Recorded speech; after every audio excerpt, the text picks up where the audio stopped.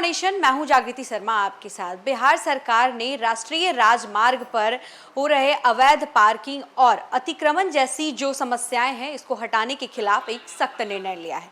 आपको बता दें कि यह जो फैसला है वो मुख्य सचिव प्रत्यय अमृत की अध्यक्षता में हुई बैठक में ये लिया गया था, जहां कई विभाग भी मौजूद थे। और इस अभियान का शुरू करने का जो मेन मकसद जो है वो है कि सड़क सुरक्षाओं में मजबूती लाना और लोगों को किसी भी तरीके की जो परेशानी हो रही है उससे बचाना। इस अभियान को लेकर हाल ही में मुख्य सचिव प्रत्यय अमृत की अध्यक्षता में एक उच्च स्तरीय बैठक आयोजित की गई। बैठक में बिहार सड़क सुरक्षा परिषद से जुड़े कई प्रमुख विभागों के वरिष्ठ अधिकारी शामिल हुए।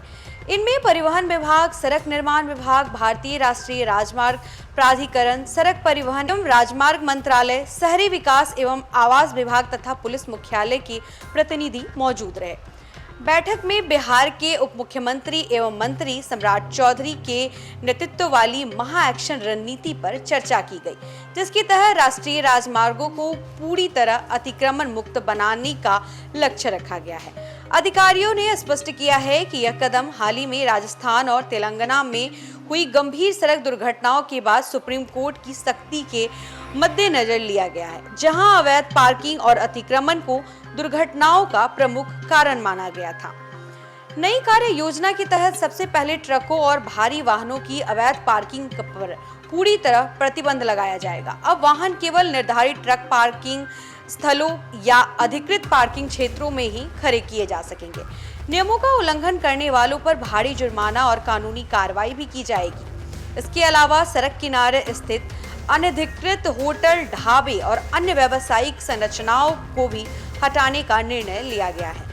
अधिकारियों को निर्देश दिया गया है कि ऐसे सभी अतिक्रमणों को 20 दिनों के भीतर हटाया जाए। यदि तय समय सीमा में कार्रवाई नहीं होती है तो जिला मजिस्ट्रेट की अध्यक्षता में जिला स्तरीय टास्क फोर्स, पुलिस, NHI और नगर निकायों के सहयोग से बुलडोजर कार्रवाई शुरू की जाएगी।